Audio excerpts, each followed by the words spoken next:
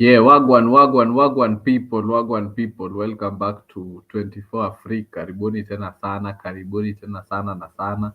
You guys are so very much welcome to Africa 24. If you're watching for the very first time, hii ni mara yako ya kwanza, you are watching Africa 24. Feel welcomed, karibu tena sana, and we appreciate you. And if you're a returning subscriber, returning viewer, karibuni tena sana to yet another amazing football show lined up for you. As you can see there in my lower third, this is the Premier League post-match analysis which has happened this weekend. And to the delight of most football fans this weekend, most of the big six sides have won. Newcastle won 2-0 to Nottingham Forest, and Chelsea also won against Liverpool 2-1, courtesy of Willian Estevao and Caicedo scoring one of the goals of the season. And also Manchester United got a very vital win for them, which pushes them to 10th in the league by being able to beat Sunderland 2-0, keeping a clean sheet. And Lamens did well on his debut. And as it stands, United might feel like they have found a goalkeeper for the meantime to be able to to help them with their back line. And also we saw Arsenal got a win against West Ham. Bukayo Saka is back on the scoring sheet, and there's a lot that has happened. Barcelona imefungwa today 4-1 away to Sevilla, and today is the funny thing about Barcelona's loss to Sevilla today is that Sevilla have only won once 2025 in their home ground. So today they got their second win by beating Barcelona, and also Real Madrid got also a win. So a lot has happened even in the local league here. Today Shabana drew against Tusker FC. Shabana is still top of the table, and Osa Rangers drew 2-2 with FC Leopards, and it's worrying times for the FC Leopards because their club hasn't been doing so well in terms of winning games. So there are many things that the fans are angry about at FC Leopards because they feel that it is not where they want it to be. But either way, a lot has happened in the footballing world, and we are here to analyze it vile ambavyo imefanyika. So thank you guys for joining me tonight. You guys are very much welcome to Afrique 24. And without wasting much time, let us begin by yesterday's game, the early kickoff. We had Tottenham versus Leeds. It was a good game to watch. A kickoff that didn't disappoint, and what I saw from the game is that Leeds are doing quite well. Leeds is a big side in terms of no, let me not say Leeds are a big side, but let me say Leeds wamejipanga in terms of how they set up their structure. Because if I saw in the first like 10-20 minutes, their style of play like yani wame implement very fast. So unapata their ball movements from the defense to the midfield to the attacking, you can see that here the players are really buying into the coach's philosophy. Because and a shout out to the guy Noah Okafor, former AC Milan player, also former Napoli player. Noah Okafor, I think he hasn't gotten to show what he can do so much at Milan and Napoli, but I think now at Leeds, is the guy is elevating himself. But anyway, let me also welcome hapo mzee Kelong mwenyewe. Kelong, karibu sana kwa show. Thank you very much, Mr. Alex. Good evening. How you doing? Niko poa sana Kelong. I know today umekuja na furaha. Last week nayo ilikuwa ni huzuni, lakini leo ni furaha. Furaha kama kawaida. Ah, Sio furaha dho ya kubahatisha. Ni kwamba sisi timu kubwa tumecheza vizuri tukashinda. Okay, asante sana Kelong, na umekuja kama ndio nilikuwa nimeanza na game za Saturdays. I was discussing the Leeds versus Tottenham game that happened 2:30 early kickoff, and I think along mimi I've watched a couple of game ya Leeds, and for me I feel like Leeds ni side yenye wanajielewa in terms of how they are playing, but I don't understand how yesterday they didn't get 3 points at home to Spurs, because Spurs were a bit flashy. There were times walikuwa wacheza poa, there are times that they were playing terribly, but let me say the hii game ya Thomas Frank bado ija sink in vizuri, but Kudus got a very good goal yenye iliwawezesha kushinda. So Kelong, what do you think of the Leeds versus Tottenham game at the kickoff? Uh, to be honest, I never watched it. Najua kukuwa na game moja kali hii weekend, so that's the only game I watched. Hizo zingine wenye walishinda, wenye walishindwa, congratulations or whatever. But the important match ni yetu. This is just by the way, I never watched the game, but I watched the highlights. As you said, I really thought Leeds are playing well. They looked compact, but I think Kudus clinicality iliweza kuwanyang'anya the 3 points. Maybe they deserved a draw or something. Yeah, but they look a well-drilled team, and surprisingly, the teams that are coming off from the championship are a bit well. I think the only team that is struggling a bit is Burnley, but Leeds and Sunderland si wabaya sana. They can stay um, kwa the Premier League hii season. So yeah, that's what I have to say about the two teams, the Leeds game. Yeah, okay, asante sana, and let me also welcome 22 Jalala. Jalala, karibu sana. Najua huko ndio ni masaa ya kurauka. Wapi tuko afternoon sahii tuko saa 9 jioni.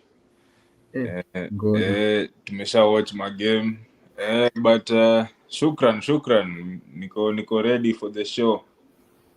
Karibu sana Jalala. Naona nilikuwa nilikuwa nauliza hapa Kelong juu ya nini inaitwaje, Leeds versus Tottenham. Nilikuwa nasema kwani Jalala, mbona nini inaitwaje, why do you think Leeds didn't get the victory? Because from the few games zenye nimeona, I think Leeds ni wase wenye yani in terms of how they are playing, they set themselves up very well, na ball movement yao iko sawa from defense to midfield. Naona they look very threatening, but kidogo on the weekend they didn't get a win at home, so it was their first loss in their stadium in 2025. So Yes. shida ni gani hapo jana imefanyikia Leeds? Sidhani kuna shida, nadhani tu Tottenham walikuwa na more quality, naweza sema, in their team, na walikuwa more resilient kwa hiyo game. So na Thomas Frank at the end of the day nilikuwa nasema ni pragmatic manager, ni defensive kidogo, na najua kuset up team pia vizuri defensively.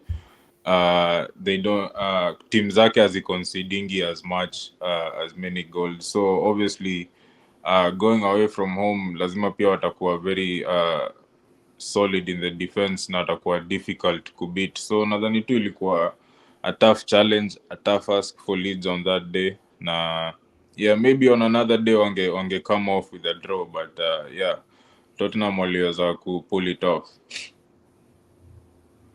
Okay, asante sana Jarala, and also yani hiyo that day kulikuwa there were a lot of games. I think most of the games zimechezwa on the big ones zimechezwa on Saturday, except from the City Yeah. Brentford, and 5 p.m. Kenyan time we also had Arsenal, hiyo team ya kina Curtis. Curtis is not there to defend hiyo side yao ya Arsenal, but they got a 2-0 victory against West Ham, and West Ham wako new manager Nuno Espirito, and the good thing about Nuno which is different from Potter, ni Nuno is not receiving the fine margins, the 5, the 6, hizo the big goals. So literally, I don't know whether you guys watch the game, because me nilipata glimpses the United versus Sunderland, nilikuwa fuatilia bet. So I don't know whether Kellogg, you watched the game ya Arsenal. Na pia hiyo siku watch hatukuwa tu na game moja kubwa as I said. Eh, siku watch but I watched the highlights later. I think it was Zubamendi who made the difference for them. Mm. Yeah. So and What's up? then by the still Kelong and on that before, sorry to cut you short. Curtis ameshinda hapa akituambiambia about Zubimendi. Nikuulize Kelong, if you are to rate the top five best nini DMs in the league, where would you put Zubimendi? Not really. We just came the other day. Hajacheza hata match 15 matches ndo nimrate. It's definitely kucheza one game isipe kiburi watu wa Arsenali, one or two games. Unajua watu wa Arsenali they are one of the deluded fans in the world. I thought Manchester United were deluded until I met crazy Arsenal fans. Zubamendi is not okay. He played well, but put him in that conversations of being the best in the league is outrageous. So for me, he just played a nice game, created some chances for Arsenal, and they took the chances and they scored. And the penalty kick they walipata. Yeah, that's it. That's what I saw. I saw just the highlights of the game. Didn't bother myself to watch the full game. Okay, Kelong, and still on that Kelong, nini inaitwaje? Tumeona Nuno Espirito Santo did well in Nottingham Forest, particularly last season. He stormed the Premier League in a way in which we never expected to see from Nottingham Forest, and we also know him from his heroics that he did at Wolverhampton some few years ago. And right now, he has been tasked with a very difficult job to try and revive West Ham waweze kurudi at least somewhere where we knew them, like let's say 4 5 years ago, ile time yenye walikuwa Jesse Lingard. West Ham was fire in the Premier League, and they also got to win the Conference League. No, was it the Conference or Europa? I think the Conference. And saizi Nuno Espirito ako na kazi kubwa sana to be able to try and do something with the West Ham. So Kelong, what do you anticipate? I think no Espirito Santo is a good coach, and we've seen him perform in the Premier League through Wolverhampton. He made Nottingham Forest qualify for Europa League, right? Yeah. And he's he's an experienced coach. Knows what the Premier League needs. Knows how to set teams to not consider a lot of goals and to hurt other teams during uh, counter attacks. So for me, I think he has just arrived. I think he's been there 2 or 3 weeks. He has not had enough time with the players to put his coaching ideas or philosophies to the players. So maybe uh, the international break will help him a bit. Will give him something like a pre-season. But with no doubt, I think he has whatever it takes to pull West Ham out of the mire. And in a few weeks' time, we'll see West Ham start improving. It's not like Graham Potter, where you play horribly and he will come and say the players did their best, gave everything. Remember Graham Potter ikiwa Chelsea tunachapwa, au jamaa anakuja akisema the boys gave everything. I think no, the other side is a hard coach, uh, likes to show his ideas, likes to put out his opinions on players, telling them to play better. So within no time, West Ham will there is a uh, will will be out of the mire, and they will avoid the relegation because that looks like what they're destined for with Graham Potter on there.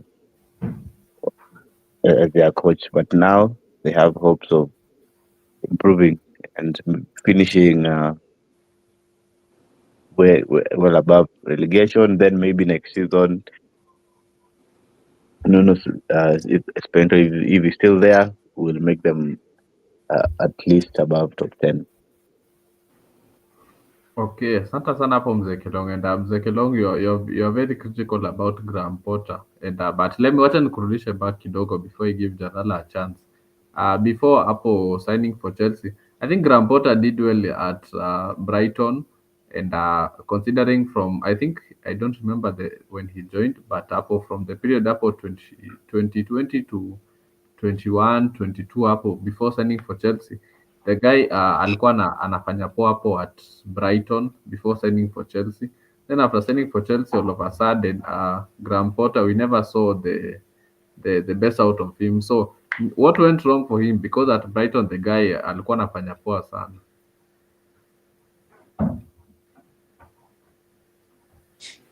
Kelong. Can you hear me? Yes, yes.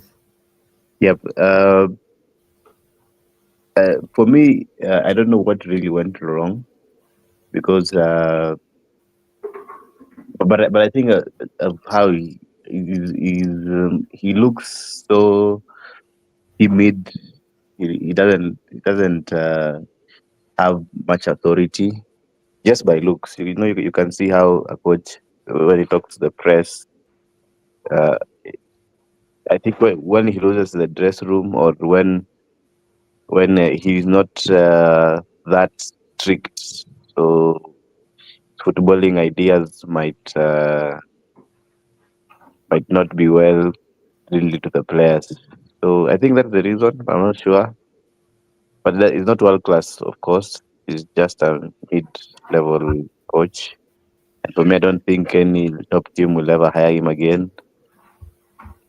If so, they are not a serious team. If you hire Potter, I think he's more of a business, a sporting director or something. He would fit in that role, not a coach. Asante sana mzee Kelong. So let's twende hapo kwa Jalal. Jalal, what can you anticipate of Nuno Espirito's time in West Ham? Because wenyewe West Ham they are in a crisis. I think West Ham. I don't know. I don't know what happened in West Ham. We've seen the last few years of Moyes, it wasn't going too well, and then they had Potter in there. He couldn't change things.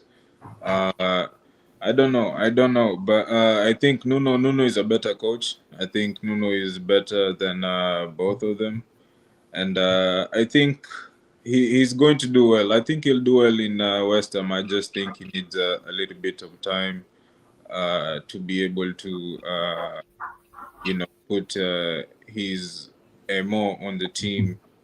So he can be able to lay out his plans. And how he wants to play, so the players can understand. But I think he'll need a little bit of time. But if he can make it throughout this season, I mean, not even this season, I'll say till December. If he can get some points up on the board till Christmas, I think they'll be fine. They'll be fine. They'll be fine for the rest of the season. I think West Ham need to be at least around number 10, the Conference League. I mean, that's Declan Rice level. So, yeah. So, nadhani West Ham watarudi back to where they are or where they used to be. Na nadhani Nuno atafanya poa. Nadhani ye ni mcoach mwingine pia nasemanga ni defensive pia kidogo. Si coach mwenye anapenda kuataki hivyo, ama si ati itakuwa timu yenye wanakufunga bao mingi, lakini nadhani watakuwa pragmatic na watakuwa defensive na very hard to beat. Na vile ukiangalia tena hiyo pitch ya West Ham vile mafans wanakuanga mbali na grao, vile mafans wanakuwa mbali na grao, hiyo team wakikuwa solid defensively itakuwa game ngumu sana kwenda huko West Ham. But nadhani Nuno atafanya poa. Nadhani ata improve your team. Wako na quality, wako na kina Paqueta, Bowen, wako na Somerville. Nadhani West Ham watakuwa sawa. Hiyo quality kiasi wako nayo kwa hiyo team itaweza kumake it. Sidhani ni team itaenda relegation. I don't see it, but Nuno atafanya fiti huko. Okay, asante sana Jalal, and without wasting time, let me welcome Boni mwenye ana promote Betika kwa show. Karibu sana Boni.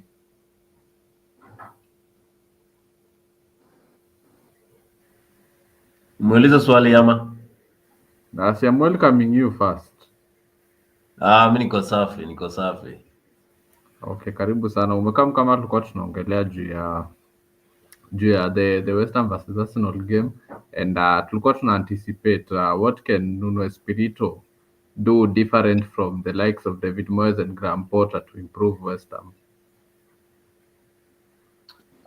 Kuna sioni effect yoyote. West Ham iliuza wachezaji wazuri, so hata pale West Ham watangangana pia, lakini we wish him all the best. Ni kocha mzuri, tuliona ikiwa Wolves, ikiwa Nottingham Forest, although walisumbuana na huyo kocha, huyo manager, huyo owner wa Nottingham Forest, kocha mzuri. Na pia alikuwa Tottenham.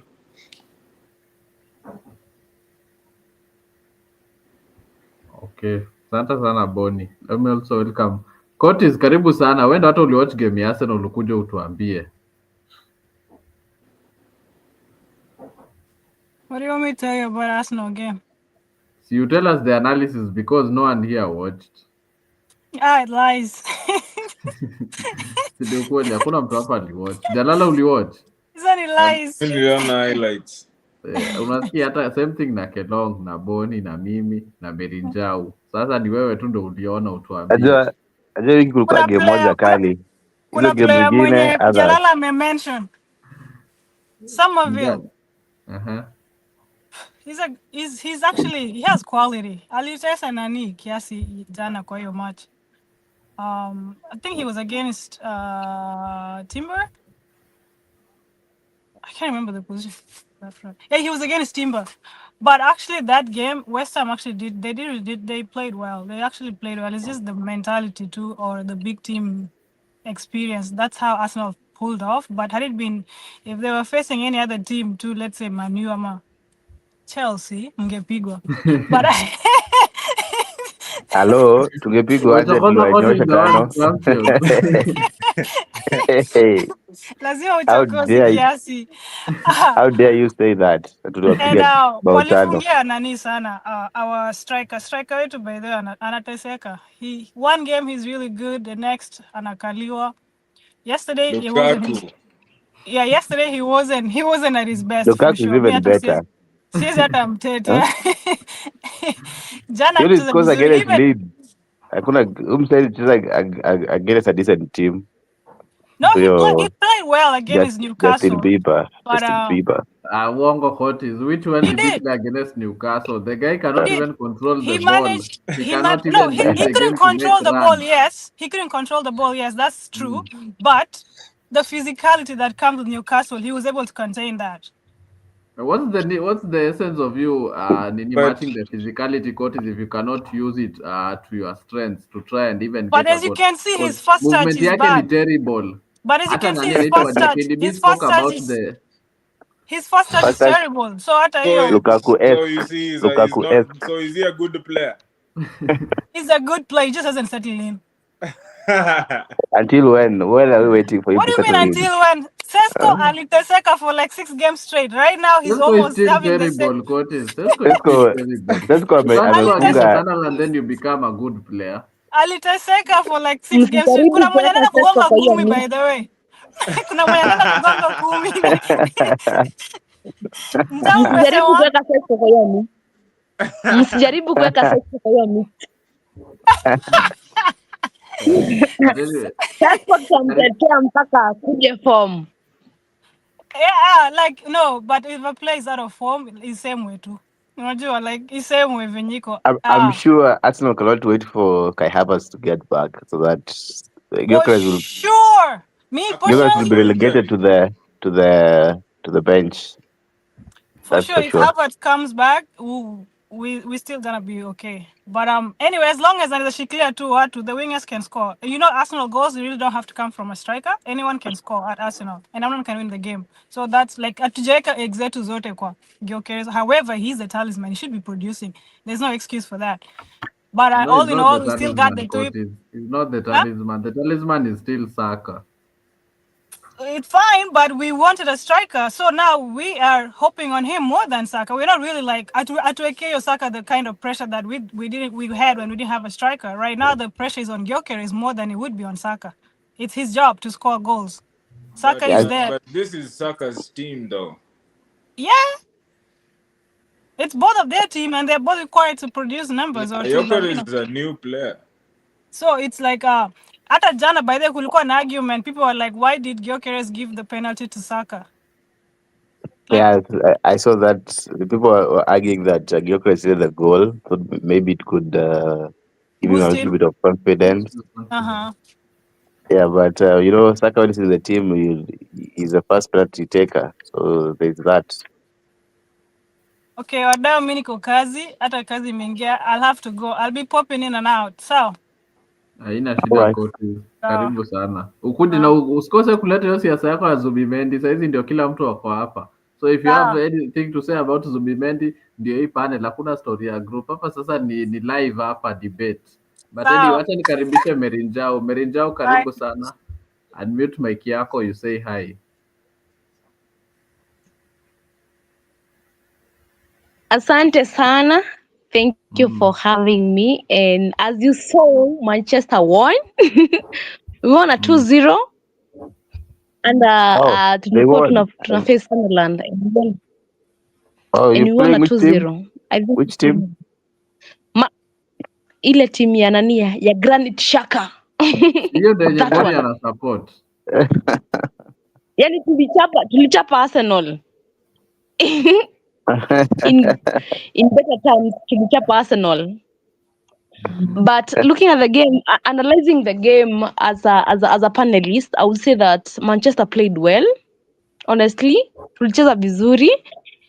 Hopefully even ndo tutacheza the next matches, but if we don't, Amorim must go. He must go.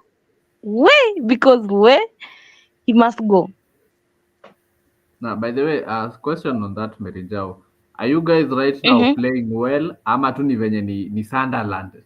Ama you guys hapo mmepata some form ama ni Sunderland? Honestly, I would say that hatueleweki, hata si hatujielewi. Sisi kama mashabiki ndio sisi tunaumia, hatuelewi because we have to save the face of we have to save the face of Ruben Amorim. But I'm hoping that putting in mind that we came in with a new goalkeeper, I'm hoping that we'll do better because I think he's a good one. He's a good one for us. And I'm hoping that venye tulicheza hiyo form venye tulicheza nao venye tulicheza against Sunderland, I hope that's the form that tutacheza now. I think so far so good. I would say so far so good, but well So are you ni kubaya confident going bado. to Anfield? Uko confident kwenda No, Anfield I'm after not. that win? No, I'm not. Why I'm not? not. Now, Honestly, saizi I'm not. Liverpool are in the mud. They lost to the world champions.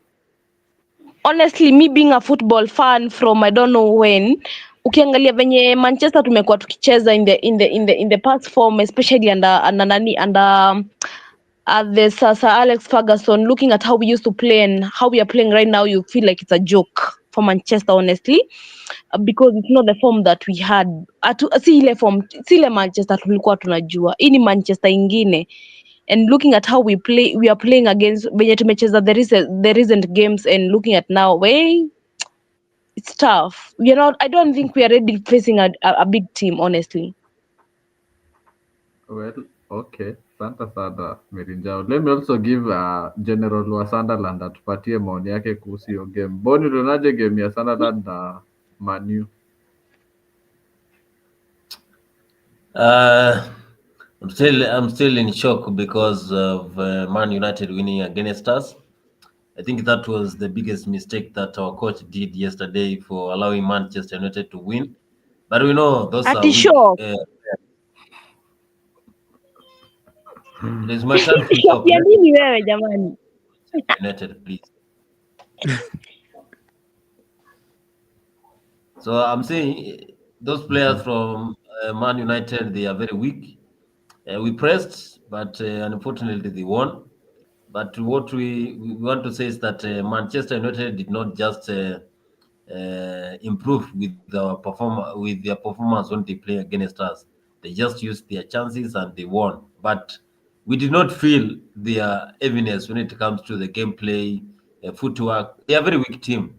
I think they are not going to win another match. That was just by luck, and they are going to be relegated. Winning against us yesterday was a big shock, actually, because we won 3 games in a row. So why would Manchester United win against us? So I was shocked again. But we allowed them to win because they have been really crying when it comes to performance. But we gave them those 3 points. Next time, we are not going to allow them to win. They are a very weak team, and we hate Manchester United. The enemy is Man United and poverty. Wow, just wow. Ati? Wow. Ati the enemy is who again? Manchester United, poverty, alafu addition unaongeza Man City hapo. They just used money to manipulate the other players from different leagues. Money cannot buy But you know, at happiness. least, Money cannot but you buy know, trophies. Bonnie, at least when you're big because you can't keep up thinking about Manchester United. That we're always Who rotating is in your big? mind. Who is big? Manchester United. Because What show you is keep that on big? thinking about us. No. I Bado was trying. mnatufikiria. I was giving my analysis because you defeated us yesterday. You know, I'm a big Sunderland supporter. So winning against us, then I just concluded that the enemy is Manchester United, poverty, and then you add Man City because they use money to buy players and to Okay. corrupt the FA. At least when you're big. And we agree we are big. We can't even we can't even compete on that. We are big. That's why Big you keep losers. on keeping That's true. Big losers. You're big losers. That's I can give that. ouch. Yes, big Mm. losers. We Ouch. can agree big losers because Brentford they won. You are almost being Brentford clobbered lost. by Burnley, so we know you are big losers. But imagine you're competing against a Manchester that is struggling, and you Chelsea people are 1 point ahead of us. Make it make sense to me how a Chelsea that is on form is 1 point ahead of a Manchester that is struggling. Please make it make sense to me. We know Are we Manchester United Hiyo has acha are been we ahead let or not? acha Are tupatie we Kelong a respond. Kelong ndo mtu wa Chelsea. Kelong, are how we do you respond to that? are we ahead or not? That's the point. You 1 are point, ahead, 10 Tatai. point. We are ahead. Mko So ahead with why don't you 1 just shut up point. until you pass us? No, Why don't you no. zip it up until No, you're above us? Until then, imagine I me as a cannot Manchester. debate Imagine me someone as a below Manchester me. United. I'm struggling. Imagine me as a Manchester United. I'm struggling, and nimekubali. I'm struggling.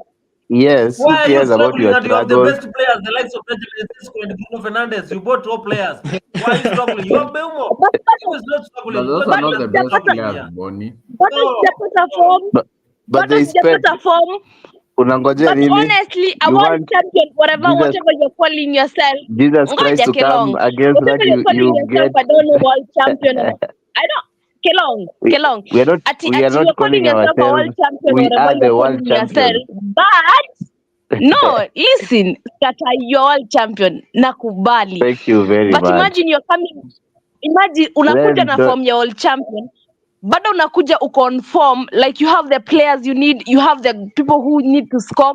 But mimi who is struggling with a coach who I don't know whatever form he's using, me who is struggling with players who don't even know whatever form the coach is using, and you're just 1 point ahead of me. Make Is it that make my sense to problem? me. Is that my problem? No, make it make sense to me. Make it make No, sense to me. And it doesn't have to does make not care sense about the to team. you. No, make it make sense to me. We don't care about the team struggling, please. The team is not struggling. But let me respond to what Merinjao is saying. Merinjao, you have said that Man United, has, with all these problems, you are 1 point behind Chelsea.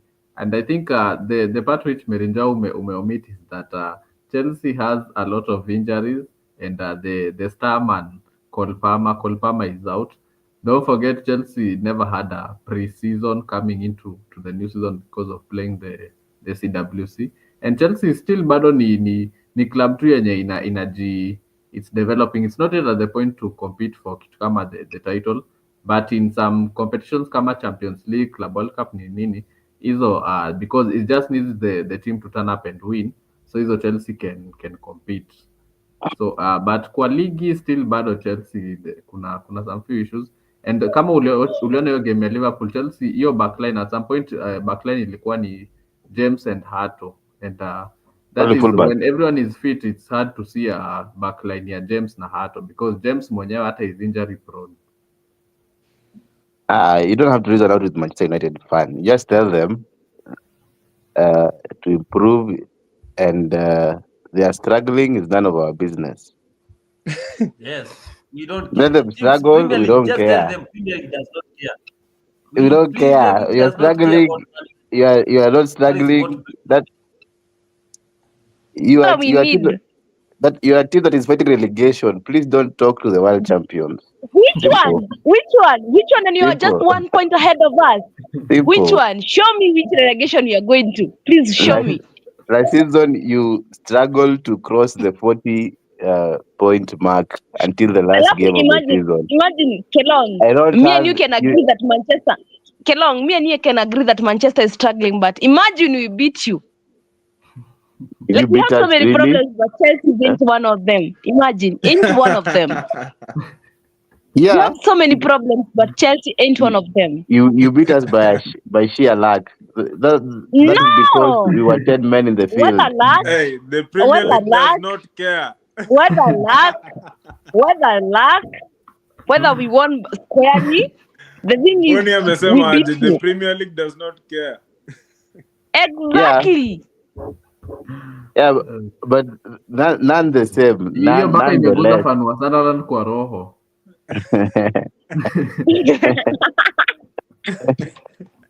Nonetheless, I can't debate with somebody in relegation battle. Please spare me the Which energy. relegation? And you're just 1 point ahead of us. Which one? Are we ahead or not? With 1 point. Thank you one, very just much. one. Thank you very much. Thank you Imagine, very much. Hello. 1 We point, just need. We 0 just need point, one match. 10 We points. just I need care. one match. We Good just luck. need one match. Get it then come talk to me.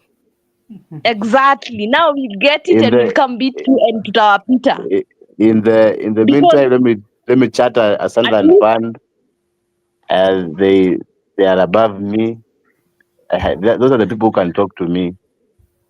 Ouch.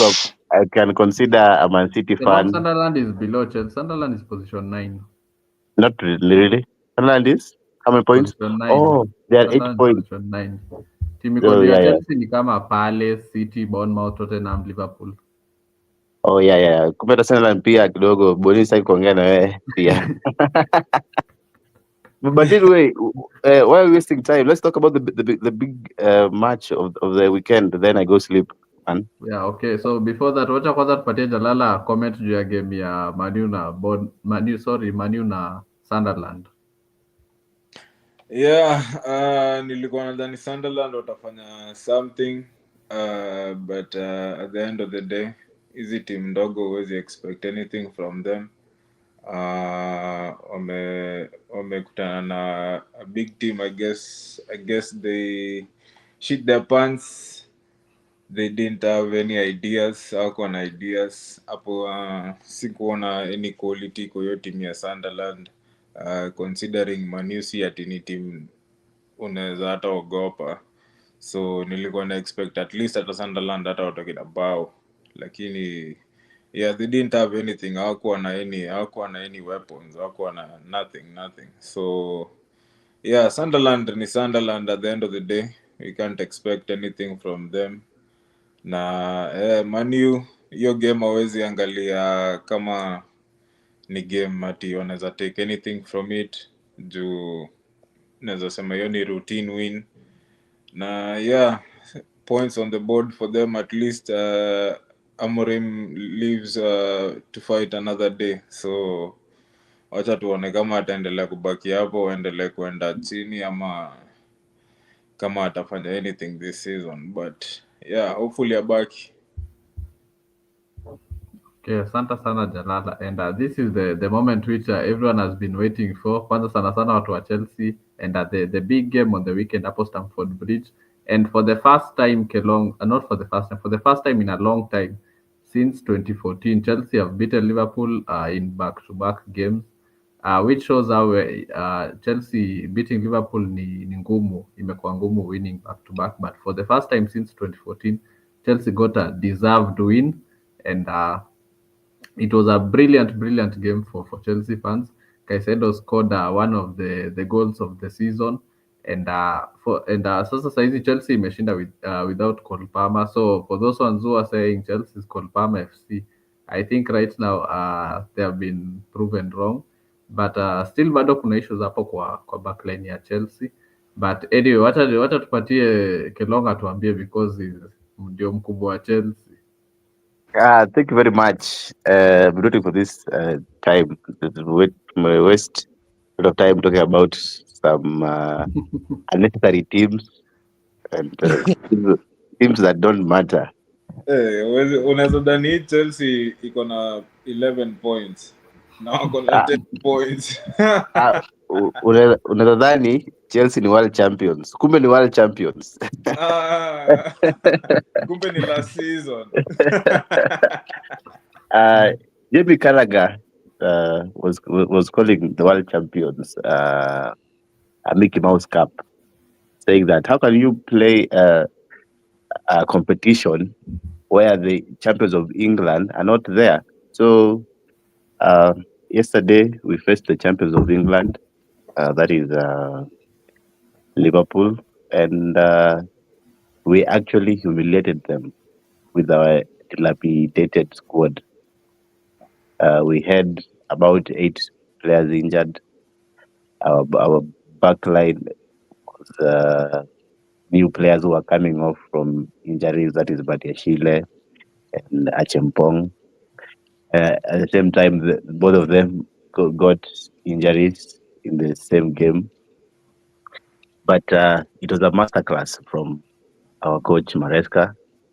Arne Slot, with his big signings, never managed to scare us in any way.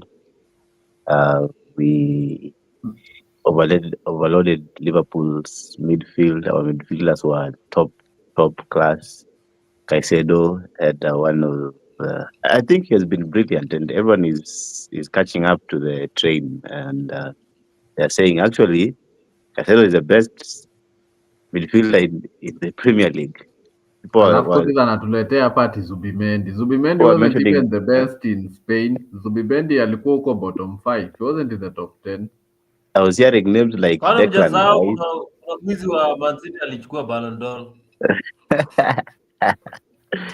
I was hearing names like Declan Rice, names like Rodri. Who are those? Nobody can less Caicedo boots right now. He's the even best. Ballon d'Or was just stolen. Yeah, bado ndio kidogo ndo sikubaliana na wewe Boni. He's the best at what? As being the midfielder, best midfielding job. What is he better? What is he better at than Rodri? Defending, of course, and being stable at the back, protecting defenders, creating. He's good at winning the ball back, huh? Winning the ball and also distributing. His passes are top quality. I think Rodri is better passer than Caicedo. Are you sure? 100%. You must be dreaming. You're not Uh, watching Caicedo does play. Caicedo does Don't he have a don't. Ballon d'Or? He's 21. He can get it. I don't Hiyo see him Ballon getting d'Or it. Rodri aliiba ndio inapeanga Jalala hiyo kiburi. Hiyo ni wizi ya Ballon d'Or bana. Sio Hiyo Vinicius kiburi. Junior. Sio kiburi. Kama uliochio season yenye tulishinda Champions League, Rodri was very pivotal kwa hiyo team. And the way Rodri was pivotal is not the way Caicedo is as pivotal for Chelsea, unaona? Please, let me finish talk about Chelsea's win yesterday. Okay. Do your thing. Yeah, you're the same guys who were laughing when I told you that we are going to beat, as the world champions, we are going to beat the champions of England. And no team in the world can stop Chelsea unless we ourselves stop ourselves. Because the past two games that we have lost, we were coming from two losses. It was when we were 10-man, and that's because of our inability to read the game that cost us. The game against Manchester United and Brighton. Surely, we were not supposed to lose those games. But anyway, when we are 11 in the team, we are dangerous than any other team, and that's what we showed Liverpool. Salah, I think he got how many touches in that game? I Hey, think Salah 4 missed touches. very big chances. Nimeishi kuambia mambo ya Salah mnashinda Egyptian King nini hapa. Salah was there to be seen. Isak, we stopped him, though he got an assist. Then Van Dijk, we made him look like Video vixen. made him look like a cloud in the field. Konate was nowhere to be seen. He had to be pulled out of the game. Florian Wirtz never started the match, but he came in late on the second half. He just had one moment of brilliance. Then we neutralized him. So we really played well, and Liverpool got humiliated. They lost the game fair and square without thinking that they deserved to take any points. And to make it even better, the new star boy, Esteval, came in and scored the winning goal. It was a great night at the bridge. And, it was a nice performance. Really enjoyed it. Sorry. Congratulations to the boys in blue and to Maresca for concocting this win. He saw our strength and how we could match Liverpool. And that is it. Took 3 points, and we're now back in the conversation. People had dismissed us. Now, when our guys come back fit, then the Premier League is not ready for us. So Kelong, nikuulize Kelong, are Chelsea in the title race ama ni aje? Because this thing has to be well understood after beating Liverpool. Is Chelsea in the title race? Really, at the moment, I wouldn't say that. I would comment this after the November international break. That's when I can be able to tell you whether we are in our title race or not, because it's highly dependent on number one, our players coming in, those who are injured, and us getting uh, consistent with the wins. I think we can do it. The oppositions we are about to play after the October break is not are not hard opponents per se, though we struggle against small clubs. I would say that's why we lost to Manchester United and Brighton, not small clubs. But against big clubs, we play well. So let's see if we are in the competition. But remember, I told you this season I'm not looking at Premier League that much. I'm eyeing for the of that European Cup. That's what I'm eyeing. Okay, asante sana mzee Kilong. And 30 seconds Kilong, comment about Garnacho's game. I found it interesting. He played well, according to me. Though I thought he could improve on some bit and pieces of his game, but he was brilliant. There was a penalty that I thought should have been given. It was pushed by Soboslai, but we know Anthony Taylor with Chelsea, he wouldn't give that, and I was surprised even the VAR never checked that moment. So reaction is good. Then his replacement Gittens came in and had a nice cameo. So the boys are almost getting it, especially the left wing. Not really yet there, but not bad. It's starting. We are starting to see something from the left wing that we have been struggling in the past season. Okay, asante sana mzee Kilong. And without wasting time, watch out. So let me give Bonnie a chance to sikie analysis yake about the Chelsea versus Liverpool game. It was a big match. I expected to get a draw from the match, but at the end of the day, Chelsea won. I think luck was on their side. Liverpool yesterday they played a very poor game. Salah was marked by Chelsea players. I think Maresca did a good job by studying the Ancelotti game, and that is where he won it. Also, yesterday I saw Chelsea trying to be clinical when it comes to their defense, though it was a bit shaky. Sanchez did a good job there. The midfield was fantastic. Enzo Fernandez, he played yesterday on his defensive position, and that is why he was doing that heavy work. Caicedo, of course, top player. He was playing very well, and that bicycle kick. I think that goal. When I saw that goal, I remember there is a goal whereby Tony Rudiger is called against Brentford in 2022, but Brentford went ahead to win against Chelsea. So I I remember think that it when I was saw you. that goal. But all in all, Chelsea they won. They were very well. They were playing very good game. I think even the front three led by Garnacho there. Garnacho was doing a good job because he did Conor Bradley a very bad thing. But at the end of the day, he was just given sub. But Chelsea, they are improving, but they are not going to qualify for Champions League next season. Maybe they play conference. Only Sunderland is going to qualify. I'm sorry for that. I'm not sorry. Boniface amka acha ukula lala amka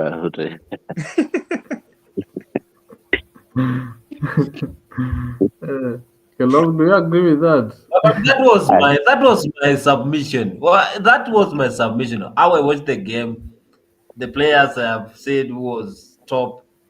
So why are you saying that? I just gave the conclusion that I don't see Chelsea play in the Champions League next season. Maybe they play for conference. That is where they belong because they're still building that team.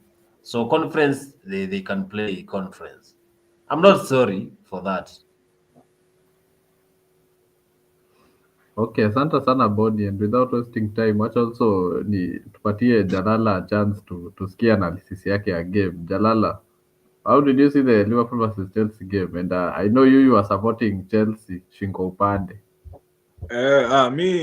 Mimi hiyo game nilikuwa nimesema itaenda 2-2, lakini juu nilikuwa naona ni kama sikuwa naona ni kama Chelsea watalose hiyo game, na sikuwa naona kama pia Liverpool wataenda tena game ingine with another loss. Hiyo ni game 3 sasa saa hii ama 3 games in a row. so nilikuwa naona hiyo ni kama inaweza enda draw, but Chelsea waliweza kupull it off. I mean walikuwa wanacheza game ni kama walikuwa na intent ya kuwin, walikuwa wanataka hizo 3 points. Nadhani Liverpool nimeshinda nikisema si wakali hivyo, si wakali hivyo, na vile wameshaanza kudrop points hivi hawatashinda hii ligi. Nadhani ukiangalia Florian Wirtz hapo pia bado ana struggle ku settle in. Bado Isak hapo nafikiria mara 2-3, lakini huo najua ata come through, but not yet so far.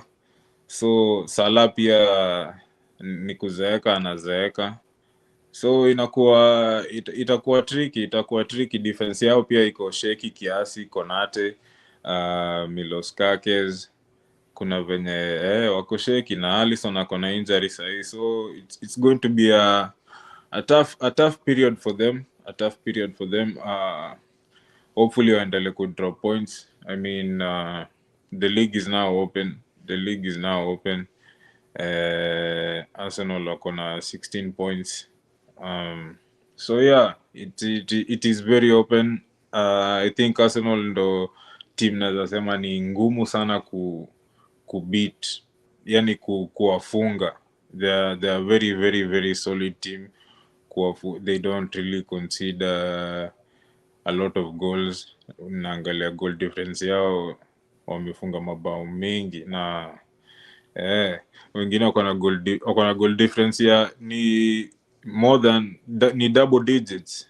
Hizi team zingine ziko na single digits, around 3-5. So yeah, Arsenal itakuwa tricky, so unless, lakini Chelsea ni mwana Maresca, sijui kwa nini mimi niliona ni kama alianza game na Enzo Fernandez and number 10. So Yes, I think this guy Gusto na Caicedo ndo alikuwa wana hold. Yeah, na niliona ni kama Fernandez alikuwa advanced kiasi. Personally sipendi Fernandez in the advanced position. I don't think he really belongs over there. Nadhani anaweza kuwa very good number 8 box to box, but nadhani angeanzisha Estevao at least hapo hiyo number 10. Maybe tunaweza ona some more creativity from your team, and maybe more of what he can do. Ameonyesha anaweza funga mabao, ameonyesha ako ready, na ako na hiyo hanga, na I think is a very good talent, a potential world class player. So yeah, nadhani ana deserve kuingia kwa hiyo first 11, at least tuone team kama inaweza bring in results kama ako kwa hiyo first 11, at least kama Cole Palmer yuko, then anaweza jua at least ako na a solid backup. Cole Palmer akirudi, anajua Estevao atakuwa always hapo ready ku provide. So yeah, nadhani Chelsea labda tu hiyo backline yao nimekuwa tukisema, kuna venye hapo unaangalia the only solid player hapo mimi naweza sema ni Reece James. Hao wengine they are good players, but na Kurela bwana, give him na Kukurea kweli nimemsahau.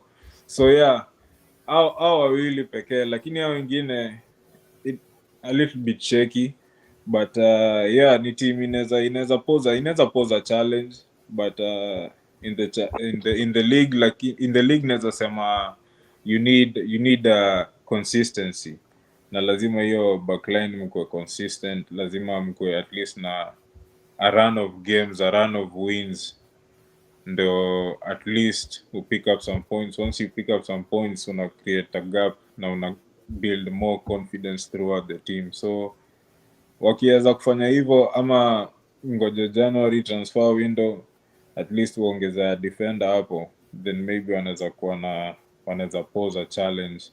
But for now, yeah, the league is open. Mi naona ni kama sisi bado pia si tuko hapo kwa hiyo mix. So yeah. Okay, asante sana Jalala, and before we get to the City game, I also want to talk about Antoine Semenyo. I think Antoine Semenyo this season, he has had a very, very good start. Second top scorer with 6 goals, and on the assist chart, the second with the most assists because he has 3 assists. So those are 9 GAs in match week 7. So the little Jake Long does now this prove that Semenyo deserves a big move because last season, not last season, the season before it started, he was linked to Spurs, but he was overlooked. So Kelong, does Semenyo deserve a big money move? Let's say January or next season. Mm, for me, Semenyo is good. I wouldn't dispute that. But for me, in a big team, that kind of players whom personally I think only shine on avenues where there's no huge pressure. He's the same caliber with Mboemo, Cunha, Edze. Those are guys who will perform well in low level clubs, but in the big clubs, what the lot pressure we will get to them.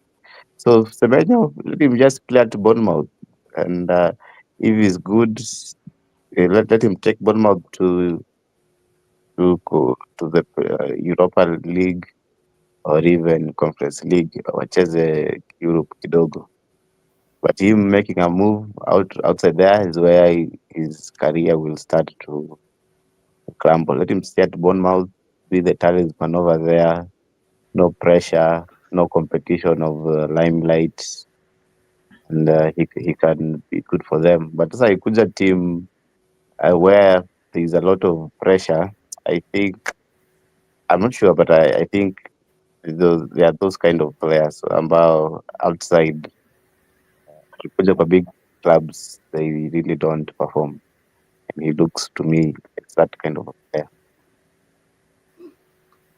Okay, asante sana mzee Kelong. Let me also hear from Bonnie. Antoine Semenyo, of course, if it concerns African players, then I will always back them. He's a top player mentality of course what he is doing at the Bournemouth. I can recommend him to just stay there. As Mzek Long said, he should not just step or think of moving to big clubs because that is where he will just be forgotten. We have seen the struggle that was there during the signing of Alexander Isak from Newcastle. And yesterday we saw how poor he was. On the scale of 1 to 10, I can give him 0.005 because he did nothing. So that is what we always consider when it comes to rating players. But again, Semenyo, let him just remain at Bournemouth. The same way I can say Jaga Grealish must also remain at Everton. He also scored today the stunning winner against the Palace, of course. So those top teams will always waste talents. And of course, Man City, we know they manipulate players with money and then they just give them that bench to stay there. So what I can say is that Semenyo is an African from Ghana, and of course, he's doing good job. Proud of African is our continent, and I'm proud of the Zenj. So we support him fully, and he should remain there. Don't go to big teams; they'll waste you. You saw what happened yesterday against Chelsea playing against Liverpool. Alexander Isak, in that wing, he was doing nothing, and yet he was bought with a lot of money. For what? I don't care about what amount of money he was bought with. I don't care. Same thing we saw against Arsenal playing against West Ham. I don't care about Gyökeres, man. I don't care everything what people are doing out there. I don't care. Man City, they have who? Semenyo must remain in the bottom of the squad. He's an African and I'm proud of him.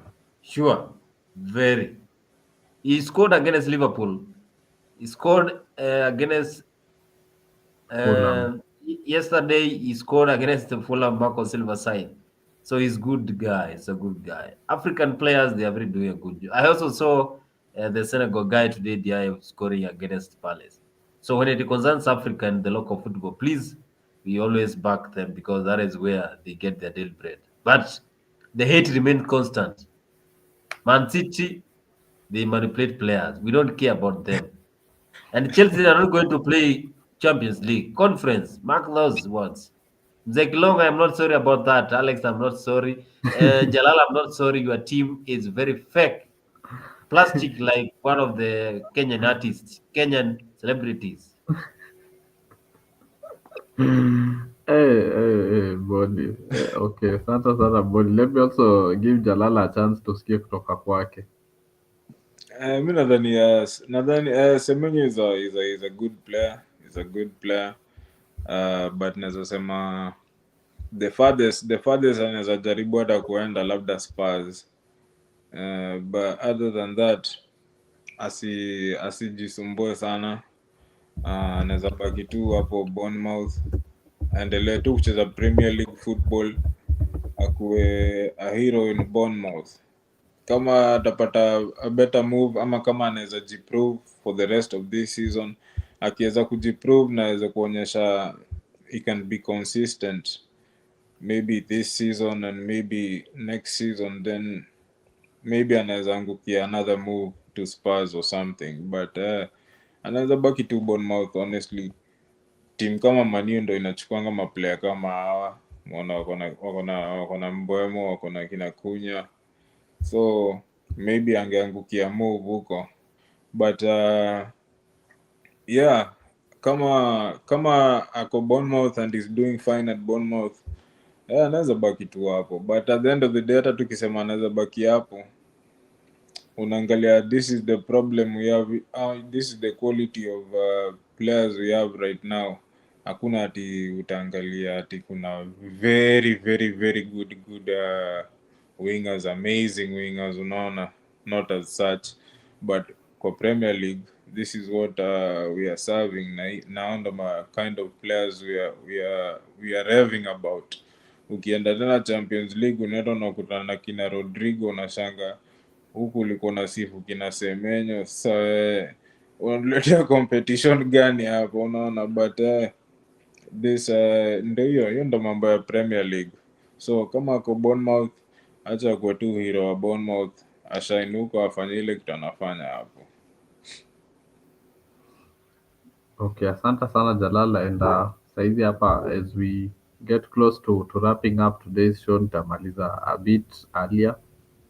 We also have to discuss game ya leo, City versus Brentford, and City wamepata the 1-0 victory.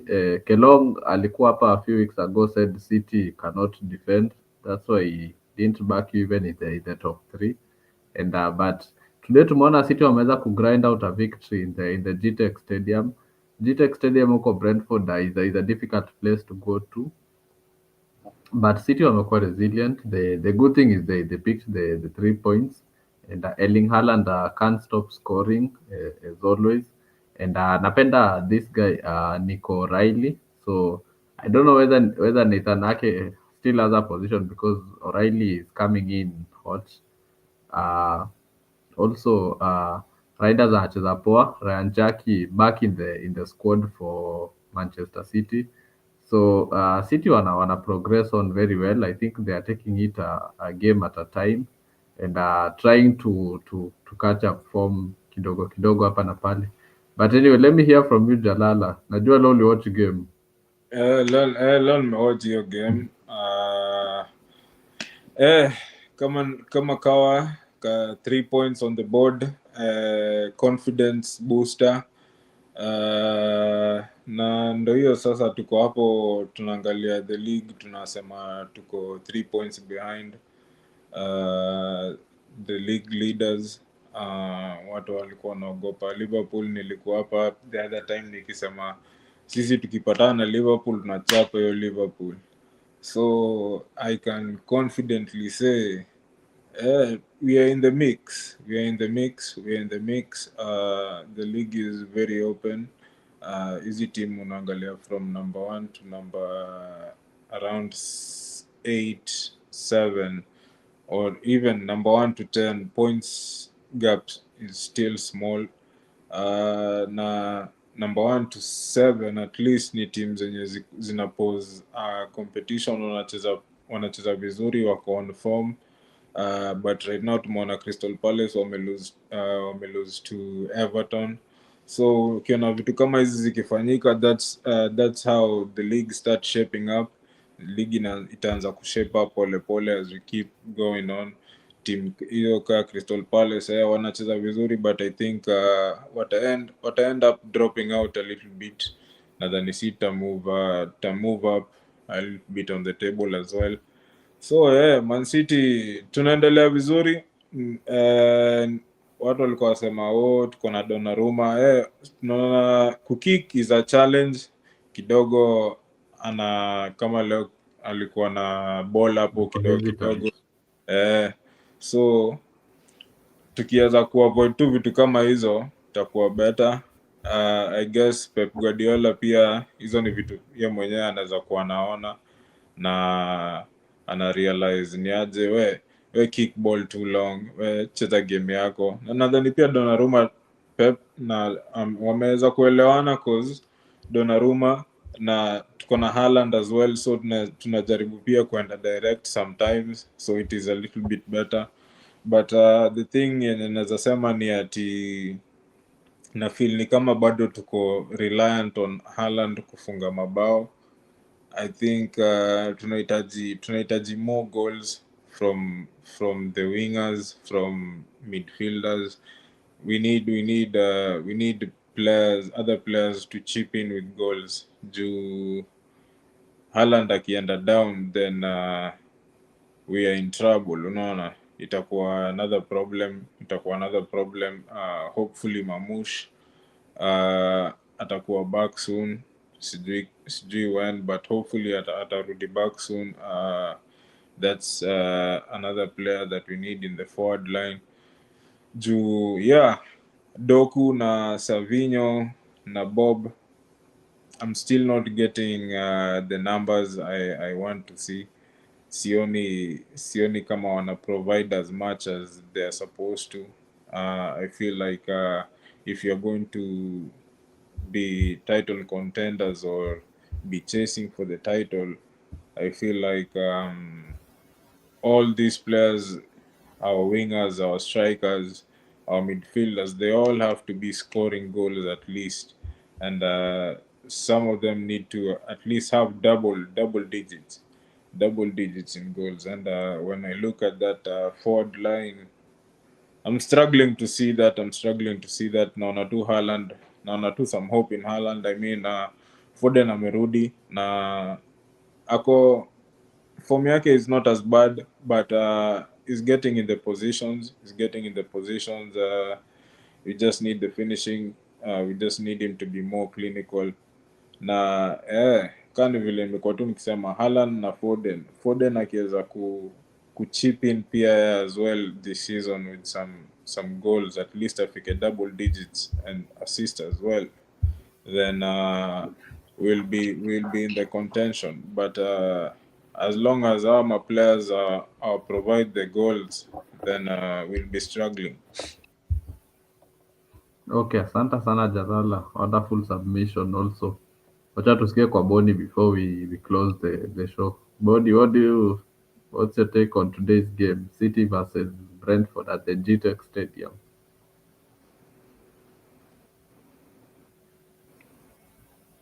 Boni on mute. As I said, Man City form dropped since they stole that Ballon d'Or. So they are really struggling. You can see, and also the exit of Kevin De Bruyne also affected the entire team. And I think he was the only player who was very serious in that team because of the assists that he was giving.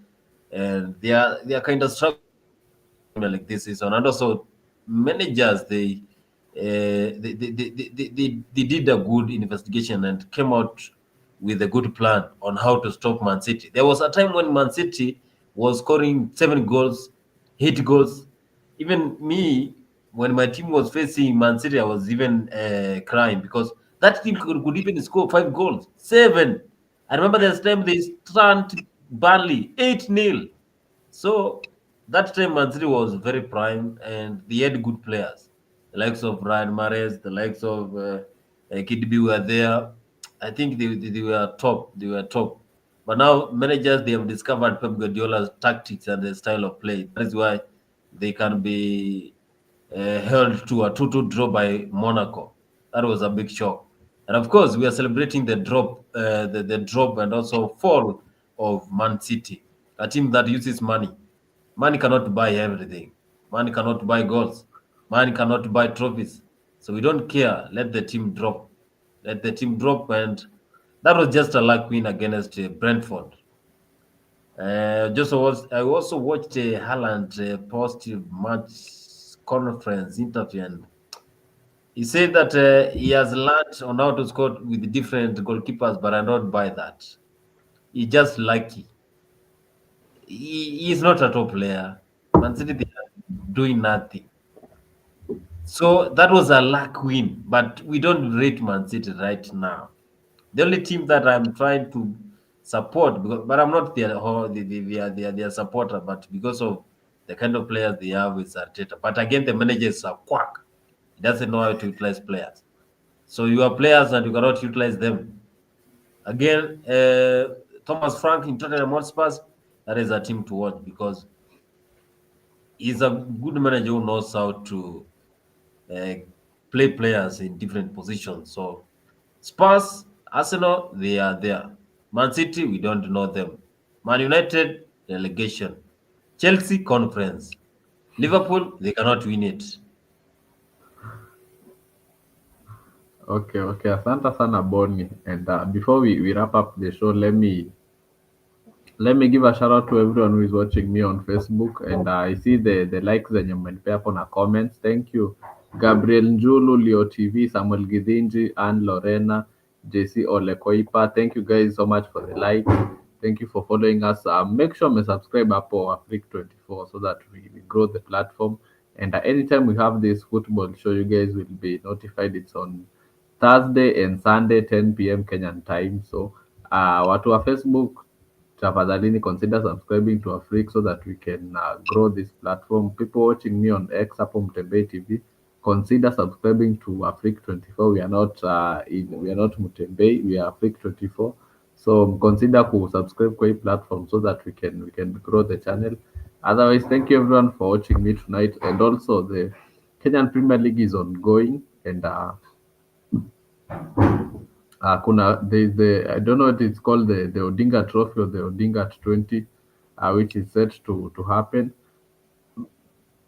as the season is ongoing. That will consist of 4 teams: Shabana, Gor Mahia, Bandari, and the FC Leopards. And watu wa Shabana, we on top of the table with 7 points. Fuatiliwa Posta Rangers, yes, and also Gor Mahia is good. But as we wrap up the show, naweza taka Boni, kuna mafans wengi wa FC wenye wana watch game hapa, and they are wondering why their team is not performing. Boni, why do you think FC Leopards is performing poor in the league? Tukimalizia show. Oh, Chingwe chasing their first win since this season. Since 1998, FC Leopards has not won Premier League. They are still struggling. They changed their ownership to now Boniface Ambani. Now Boniface Ambani is the chairperson of the Chingwe, but still the kind of players that they are having, they don't deserve to play in the AFC Leopards. That is why we don't now value the Mashimeji derby that used to be there during the times of Musa Otieno, during the times of Indeche. But now we are having just players playing because they play in the AFC Leopards and Gor Mahia. But the Chingwe, I think they are trying to build up, and maybe there is a term that that comes from players and also fans, that the team was cast during 1997 when they sacked one of the managers. I will not say him, but Chingwe still they are struggling. They need to build up. But Boniface Ambani, you need to go to South Africa, you need to go to Zambia, you need to go to Tanzania so that you can pick players. In Kenya, we only have few players who can lift Ingwe to win the Kenya Premier League. Considering that the Kenya Premier League is now competitive, we have top teams, the likes of Shabana, the likes of Muranga Seals, and those teams, they are very lethal, the likes of Kakamega Homeboys. So they are playing a good game. And for you to win against those teams, then you need to have top players who can capitalize chances over there, the goalkeeper, the defense. Chingwe still, I watched the game in Andorra. I was in Andorra, I watched the game, but still they need to pull up their socks. The goalkeeper is a quack. So go FC Leopards, they need to build up their team so that they can match Gor Mahia, they can match Tusker, they can match Shabana. The top team to fear in this Kenya Premier League is Shabana. That team has quality players, and also the management is top notch. They collect more than 8 million in every single match played at Gusii Stadium. So players are well paid, management is top. Yeah, so I think, and the Kenya Police, it is tough. FC Leopards, for us to go back and recognize Mashemeji Derby, FC Leopards need to rebuild during the next transfer season. Okay, asante sana Boni. And Boni, can Brian Michira pick the top scorer of the season 25-26 Kenyan Premier League? Ama ni moto wa karatasi? The boy is good, but still we can rate that after the 10 outing of the Kenya Premier League.